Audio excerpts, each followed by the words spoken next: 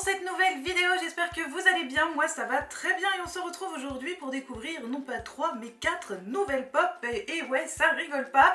Donc je vous avais présenté toutes les pop que j'avais eues pour Noël, je suis allée faire un petit peu de shopping et comme à mon habitude depuis le mois d'octobre, je n'ai fait que trouver mon bonheur dans les magasins. Je l'ai déjà dit mais je le redis, je n'arrête pas de trouver des pépites chez Micromania puisqu'ils n'arrêtent pas de recevoir des nouveautés hyper intéressantes, y compris certaines qui ne sont encore qu'en précommande sur beaucoup de sites, dont les deux dernières que je vais vous montrer. Quoi qu'il en soit, j'ai trouvé 4 nouvelles pop et aujourd'hui un petit peu de nostalgie puisqu'il s'agit de personnages de films et plus précisément des films qui ont beaucoup marqué ma jeunesse. Et on commence tout de suite avec du Disney. J'ai craqué pour le magnifique génie d'Aladin. Je dois dire qu'Aladin reste encore aujourd'hui l'un de mes Disney préféré, mais surtout j'adore le personnage du génie. Je crois que j'aime à peu près tout dans ce dessin animé, les personnages, l'univers, les couleurs, l'histoire, le méchant et le génie bien sûr, qui, je l'ai découvert en grandissant, est un personnage qui m'amusait beaucoup quand j'étais petite, mais qui a continué de beaucoup me faire rire à l'âge adulte, et je dirais peut-être même qu'il a réussi à me faire encore plus rire, puisque le génie est un personnage qui va faire énormément de références, y compris à des choses qu'on ne connaît pas forcément quand on est jeune, et qu'on ne va pas forcément comprendre. Notamment, je me souviens du fameux Mayday quand il se transforme en abeille. Je ne savais pas ce que ça voulait dire à l'époque, donc difficile d'en rire, ou je ne savais même pas non plus ce que voulait dire ponctuel, donc je ne comprenais pas la blague avec Jasmine. Et je crois que c'est dans Aladdin et le roi des voleurs, si je ne dis pas de bêtises, où le génie se transforme carrément en Dustin Hoffman dans Rain Man ou encore en Tom Hanks dans Forrest Gump. Bref, j'adore ce personnage et même si au départ j'avais dit que je ne prendrais pas de Disney, dans la mesure où aujourd'hui j'ai toute une étagère de Disney, ça aurait été quand même dommage de ne pas craquer pour les personnages qui me tenaient vraiment à cœur. Et en plus de ça, la pop est juste magnifique, franchement elle est trop belle, je reconnais trop le génie de mon enfance, il est trop stylé, il est même encore mieux que la première version qu'ils avaient sortie je trouve, avec son grand sourire, avec toutes ses dents, et contrairement à la première version que je n'ai pas bien évidemment, puisqu'elle date un peu et qu'à mon avis aujourd'hui elle doit être assez rare et assez chère, celui-ci n'a pas de jambes, il est vraiment en mode génie qui sort de la lampe, et on a même la petite lampe qui est juste là, donc avec ses petites boucles d'oreilles, sa barbichette, j'adore l'expression qu'ils lui ont fait prendre, et puis sa petite mèche de cheveux sur le dessus forcément. Franchement il est beaucoup trop beau, il est trop stylé et je ne regrette vraiment pas d'avoir craqué pour cette pop. Ça me rappelle trop ma jeunesse, ça me rappelle trop plein de souvenirs, et en plus de ça, s'il y a bien une chose dont je suis sûre avec celle-ci, c'est qu'elle tiendra toujours debout, car tous ceux qui collectionnent les pop et qui déboxent savent que certaines finissent par pencher un petit peu. Bon bah celui-ci il restera droit puisqu'il tient avec tout le bas de son corps. Et voilà, il est trop beau, il n'y a pas d'autre mot à dire. Et on continue avec un deuxième film. Alors là, ça n'est plus du tout du Disney et je dirais même que c'est un film qui m'a littéralement traumatisée quand j'étais jeune, mais vraiment un film qui m'a fait peur à tel point que je ne suis pas sûre la première fois de l'avoir regardé en entier à cause de cette fameuse scène du micro-ondes. Et là je pense que tous ceux qui s'y connaissent un minimum sauront de quel film je parle. Il s'agit bien sûr des Gremlins. Ce film voilà m'a totalement foutu les chocottes la première fois que je l'ai vu, et honnêtement je crois pas avoir réussi à le regarder jusqu'à la fin.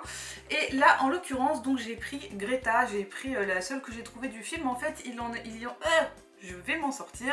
Il en existe un deuxième, Flashing Gremlins.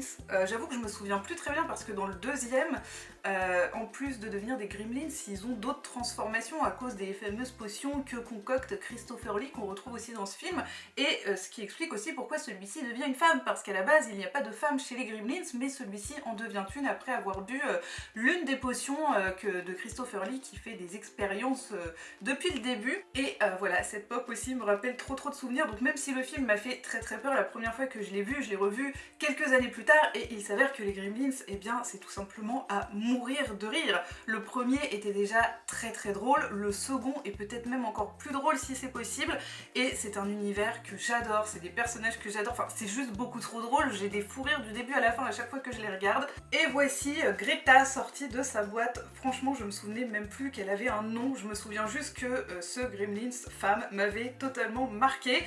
Une femme pas du tout vulgaire en plus, hein, elle a une tenue très chic, un maquillage très élégant et très passe-partout, un magnifique brushing. Franchement, j'adore cette pop, je la trouve trop stylée, je la trouve trop drôle. Elle est à la fois horrible et tellement bien représentée par rapport à ce qu'on peut voir dans le film. Elle est pleine de détails, elle est à la fois horrible et hyper réussie et hyper fidèle aux Gremlins. Donc je l'adore en fait, même si elle fait un peu peur, je l'adore. Elle fait pas peur en fait, non, t'es drôle, hein Greta? Franchement, elle est trop drôle. Non, j'adore les Gremlins. Voilà, j'adore cette pop, j'adore les Gremlins. Et maintenant, bah, j'aimerais bien avoir le deuxième et surtout, j'aimerais bien avoir le petit Gizmo parce que c'est quand même un peu la base au niveau des Gremlins. Après, j'aurais trop aimé qu'ils sortent parce que dans le deuxième, il y en avait un qui m'avait fait trop rire. Il y avait celui qui se transforme en femme, mais il y en avait un qui devenait aussi super intelligent, qui se mettait à parler parce que les Gremlins, à la base, ils ne parlent pas ou ils vont réussir à prononcer un mot par-ci par-là. Et il y en a un qui devenait super intelligent, qui se mettait à parler et qui fait à un moment donné une interview où il parle des Gremlins comme de son groupe ethnique et il parle, je sais pas, il parle un peu comme un présentateur, il porte un costume et des lunettes, enfin, il est trop drôle celui-ci. S'il le sort un jour obligé, je me le prends parce que je crois que c'est un de ceux qui m'a fait le plus rire dans le film. En tout cas, voilà, bah, c'est les Gremlins, hein, honnêtement c'est culte comme film et si vous ne les avez jamais vus, et franchement je vous conseille de les regarder, c'est juste à mourir de rire. Et on termine avec encore du cinéma culte, le film qui a bouleversé le monde du cinéma, j'ai envie de dire à l'époque, le film qui a bouleversé tellement de gens. Il s'agit bien sûr de Titanic, donc là je n'ai pas pu passer à côté. Titanic c'était tout simplement obligatoire, j'étais dingue quand j'ai vu que Funko les sortait enfin. Donc ici nous avons Jack Dawson et bien évidemment pour aller avec Jack j'ai pris Rose, le couple emblématique du film. Donc on va commencer par le petit Jack dont finalement je ne suis pas si fan que ça, donc ils font tous les deux partie d'une seule et même collection, à savoir que Funko a également sorti un duo pack que j'aimerais d'ailleurs beaucoup avoir puisque dans le duo pack ils ont des tenues et des coiffures très différentes qui je crois correspondent en plus à la scène, la fameuse scène avec Jack je vole, et j'ai une petite préférence pour le Jack du duo pack qui est je trouve beaucoup plus représentatif du personnage puisque là ils l'ont fait dans son costume quand il va à dîner en première classe alors que Jack ne porte finalement pas de costume. D'ailleurs je crois même que c'est la grosse dame interprétée par Kathy Bates qui lui prête un costume pour qu'il puisse aller dîner. Et voici le très chic Jack Dawson, mais pour ma part je suis pas en extase devant cette pop parce que même si elle reste quand même bien représentée par rapport à la scène, on retrouve le costume, on retrouve la pose avec la main dans le dos, les cheveux plaqués en arrière avec la petite pointe de cheveux au milieu bien à la Leonardo DiCaprio, la ressemblance me frappe pas en fait, c'est la seule chose qui me gêne. Autant il y a des pop, vous me les montrez même en dehors des boîtes sans que je les ai jamais vues avant, je vais tout de suite reconnaître le personnage, même juste parfois au niveau des expressions qu'ils vont réussir à donner avec les sourcils ou quoi aux caisses.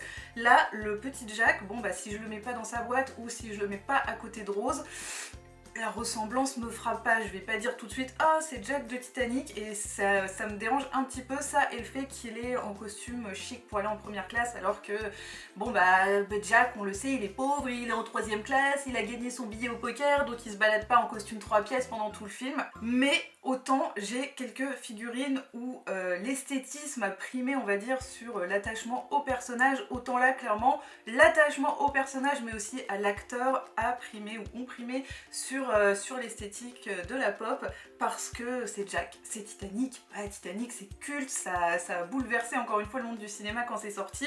Je me souviens être allée le voir 2 ou 3 fois au cinéma à l'époque, je crois que j'étais en CM1 ou en CM2 et enfin voilà c'est trop marquant, c'est trop culte, sans être forcément mon film préféré, ça reste Titanic quoi, j'ai pas vraiment d'autres mots. Et je suis aussi une grande fan de Leonardo DiCaprio, donc je suis trop contente d'avoir une pop d'un personnage interprété par l'acteur, à savoir que comme beaucoup de jeunes filles de 9-10 ans à l'époque, j'étais tombée folle amoureuse de lui. Voilà, oui, j'ai aussi eu mes posters de Leonardo DiCaprio sur les murs et à l'heure d'aujourd'hui c'est un acteur que j'admire énormément. Voilà, je le trouve génial, je trouve que c'est un super acteur qui a fait des super films depuis la sortie de Titanic et bah voilà, je suis juste trop contente d'avoir une petite pop d'un personnage interprété par Léo. Et donc nous passons à Rose, et là par contre Rose je la trouve bien plus réussie, je dirais même que je la trouve magnifique et on va se l'ouvrir tout de suite pour l'admirer d'un peu plus près. Et voici donc la très belle rose de Titanic. Franchement, celle-ci, je la trouve très belle, très réussie. On reconnaît tout de suite le personnage, on a beaucoup de détails, on a des paillettes sur la robe pour faire vraiment ressortir le côté brillant.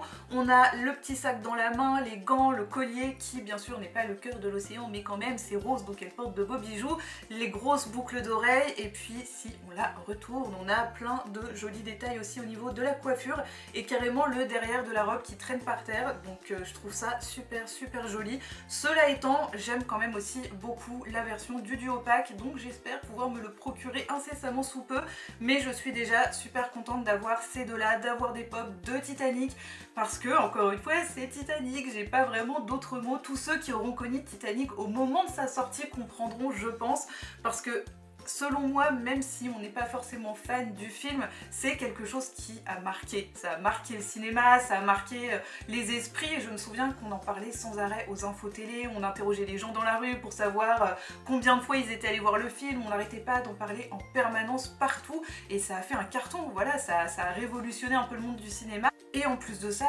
si j'ai bonne mémoire de ce que j'ai pu voir, des reportages ou autres, James Cameron en avait quand même pas mal galéré pour réaliser son film. Donc voilà, c'était juste obligatoire en tant que fan de cinéma et ayant connu la sortie de Titanic, étant allé voir le film au cinéma, au moment de sa sortie, je me devais d'avoir ces pops que je trouve quand même très réussis. Vous me direz ce que vous en pensez, mais même si je suis pas hyper fan du Jack, elles sont quand même très jolies et très réussies. Bon bah du coup si on les met toutes les deux à côté, ça va. Voilà, là on sait que c'est Jack. C'est vrai que tout seul on a un petit peu plus de mal, mais si on les met tous les deux à côté, ça passe déjà un petit peu mieux.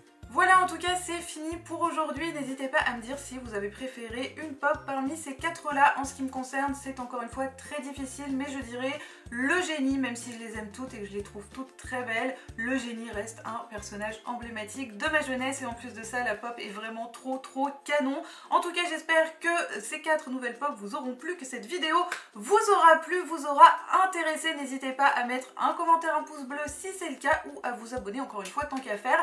N'hésitez pas à aller jeter un petit coup d'œil à mon Instagram dont je vous laisse l'adresse en barre d'informations et en attendant la prochaine vidéo je vous fais plein de gros bisous à tous.